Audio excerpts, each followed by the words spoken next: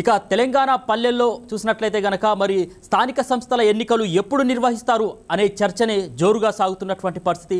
ఇప్పటికే హైకోర్టు కూడా ఆదేశాలు జారీ చేసింది ప్రభుత్వానికి త్వరితగతిన ఎన్నికలు నిర్వహించాలని చెప్పేసి.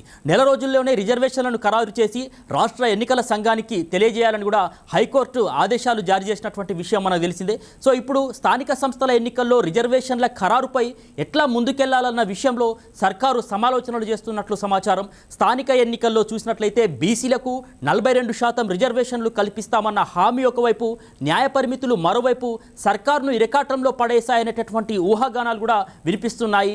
90 రోజుల్లో పంచాయతీ ఎన్నికలు నిర్వహించాల్సిందేనని ఆదేశించినటువంటి హైకోర్టు తీర్పు నేపథ్యంలో నెల రోజుల్లోనే రిజర్వేషన్లను ఖరారు చేయాలని కూడా నిర్దేశించింది. ఈ నేపథ్యంలో రాష్ట్ర ప్రభుత్వం పంపిన బిల్లును కేంద్రం కేవలం నెల రోజుల్లోనే పార్లమెంట్లో ప్రవేశపెట్టి ఆమోదించడం అనేది మాత్రం అంత సాధ్యమైనటువంటి పని కాదు అని చెప్పేసి కూడా నిపుణులు చెప్తున్నారు.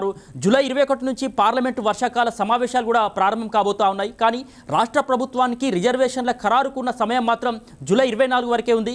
కేంద్ర ప్రభుత్వంపై ఒత్తిడి తెచ్చినా బిల్లు ఆమోదం ఎంతవరకు సాధ్యమవుతుందనేది కూడా ప్రశ్నార్థకంగానే మారింది. అందుకే కేంద్రంపై ఒత్తిడిని కొనసాగిస్తూనే రాష్ట్రంలో బీసీలకు 42% రిజర్వేషన్ల అమలుకు ప్రత్యేక జీవో జారీ చేయాలంటూ కూడా ప్రభుత్వం ఆలోచనలు చేస్తుంది. ఈ అంశంపై ఇప్పటికే న్యాయ నిపుణుల సలహాలు కూడా తీసుకుంటుంది ప్రభుత్వం. జీవో ఇస్తే చెల్లుబాటు అవుతుందా, న్యాయపరమైనటువంటి చిక్కులేమైనా వస్తాయనే దానిపైన కూడా ఆరా తీస్తున్నట్లు సమాచారం. ఒకవేళ జీవో ఇవ్వడం కుదరకపోతే కనుక ప్రస్తుతం అమల్లో ఉన్నటువంటి రిజర్వేషన్ల ప్రకారమే ఎన్నికలకు వెళ్లాల్సినటువంటి పరిస్థితి అయితే ఉంటుంది. ఏదేమైనా కూడా రిజర్వేషన్లను ఖరారు చేసే ప్రక్రియను వారంలోపే ప్రారంభించాల్సినటువంటి ఆవశ్యకత ఉంది. అప్పుడే నెల రోజుల్లో పూర్తి చేయాలన్న హైకోర్టు తీర్పును కూడా అమలు చేసేటటువంటి అవకాశం ఉంటుంది.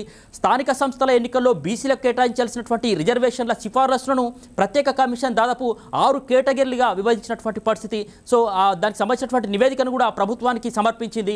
వార్డు సభ్యులు, సర్పంచ్, ఎంపీటీసీ, జెడ్పీటీసీ సభ్యులతో పాటు ఎంపీపీ, జెడ్పీ చైర్పర్సన్ ఇలా 6 రకాల నివేదికలను తయారు చేసింది.